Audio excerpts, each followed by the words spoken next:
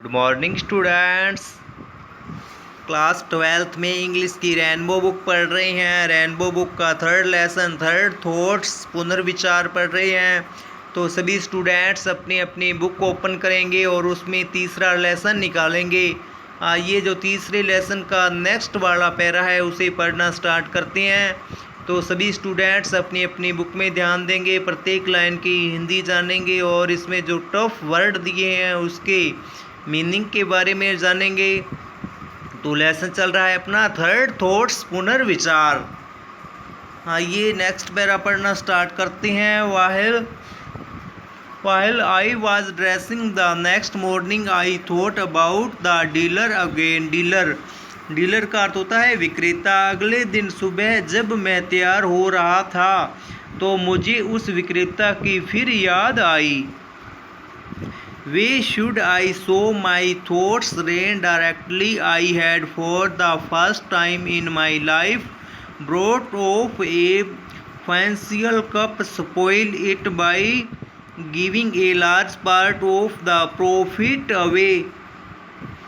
मेरे विचार चलने लगे कि क्यों बेकार में ही मैं अपनी इस ज़बरदस्त आर्थिक सफलता को इसका एक बड़ा हिस्सा दूसरे को देकर बिगाड़ दूं, जबकि जीवन में पहली बार ही मुझे यह सफलता मिली है।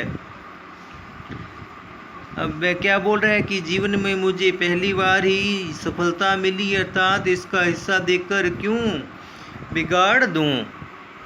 Was not that flying in the face of the goddess of business, whoever she may be? क्या यह व्यापार की देवी का तिरस्कार भरा अपमान नहीं होगा। वह बोल रहा है कि क्या यह व्यापार की देवी का तिरस्कार भरा अपमान नहीं होगा। Was it not asking her to discard me only a day or so after we had at last got on terms? क्या इस कार्य से देवी लक्ष्मी हमेशा के लिए मुझसे नाराज नहीं हो जाएगी, क्योंकि एक दो दिन पहले ही तो हमारे संबंध ठीक हुए, अर्थात लक्ष्मी की देवी ने उन पर कृपा की है। There is no fury like a woman's scorned. It would probably be the end of me. एक अपमानित औरत के बराबर कौन गुस्से में आता है, इससे तो शायद मेरा खात्मा ही हो जाएगा। हाँ नेक्स्ट देखो। City magnets are successful probably just because they don't do these foolish impulsive things. शहर के व्यापारी इसलिए सफल हो पाते हैं कि वे इस प्रकार का मूर्खतापूर्ण और भावुकतापूर्ण काम नहीं करते हैं। Implies in the negations of magnetism. भावुकता तो व्यापारिकता सफलता की शत्रु है। वह बोल रहा है कि भावुकता तो व्यापारिक सफलता की शत्रु है। If I am to make any kind of figure in this new role of fine arts spectacular, so my thoughts continued, I must control my feeling. अगर मुझे इन कलाकृतियों के व्यापार वाले नए धंधे में सफल होना हो, मेरे विचार चलने लगे, तो मुझे अपनी भावनाओं पर कंट्रोल रखना चाहिए, अर्थात अपनी भावनाओं को काबू रखना चाहिए। No, 5 pounds is absurd. नहीं 5 पाउंड बकवास है। यहाँ पर एब्सर्ड करता है बकवास, कि नहीं जो 5 पाउंड है वह उसके लिए बकवास है। A douceur of 1 pound will meet the case. 1 pound की भेंट देना ही इस मामले में पर्याप्त है।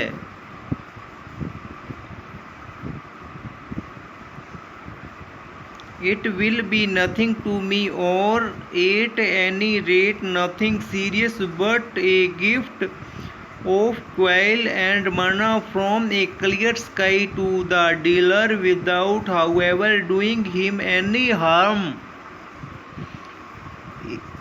अब वह बोल रहा है कि इसमें मेरे ऊपर भी कोई असर नहीं पड़ेगा, कम से कम गंभीर असर नहीं होगा, लेकिन विक्रेता को तो यह राशि से अधिक धन मिलेगा बिना उसे कोई हार्म करते नुकसान, बिना कोई नुकसान पहुंचाए, अर्थात इससे उसे भी कोई नुकसान नहीं पहुंचेगा, अर्थात उस डीलर को कोई भी नुकसान नहीं पहुंचेगा। ए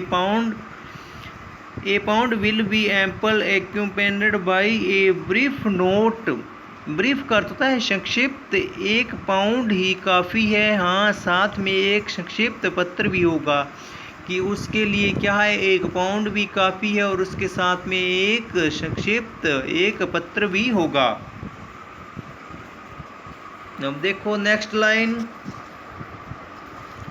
The note was to the effect that I had sold the drawing at a profit, which enabled me to make him a present, because it was an old and perhaps odd belief of mine that one should do this kind of thing.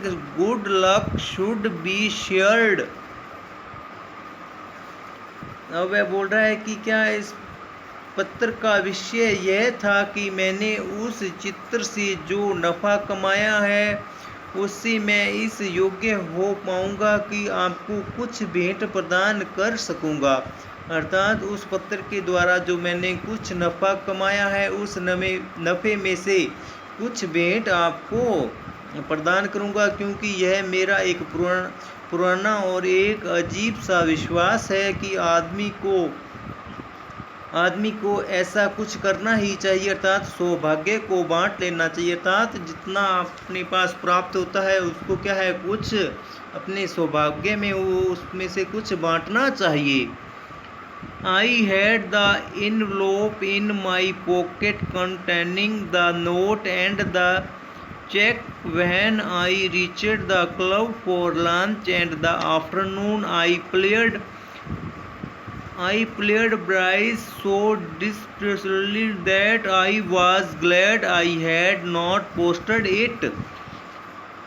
जब मैं lunch के लिए club पहुंचा तो वह लिफाफा और उसमें रखा हुआ पत्थर तथा चेक मेरी जेब में थे, और उस समय मैंने बहुत खतरनाक तरीके से ब्रिज का खेल खेला और सब कुछ हार बैठा, अर्थात जो भी उसके पास में पैसा था वह उसे हार गया। मुझे खुशी थी कि मैंने वह लिफाफा डाक में नहीं डाल दिया था, कि उसे इस बात की खुशी थी कि उसने उसके पास जो लिफाफा था उसने उस लिफाफे को डाक में नहीं डाला था।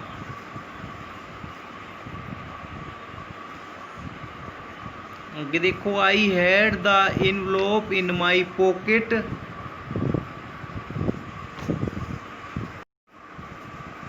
सॉरी आगे देखो next, after all so my thoughts ran as I destroyed the envelope and contents, such brigands are all parts of the game. अब वह बोल रहा है कि आखिरकार मेरे विचार फिर चलने लगे और मैंने वह लिफाफा और उसमें रखी सामग्री को फाड़ दिया,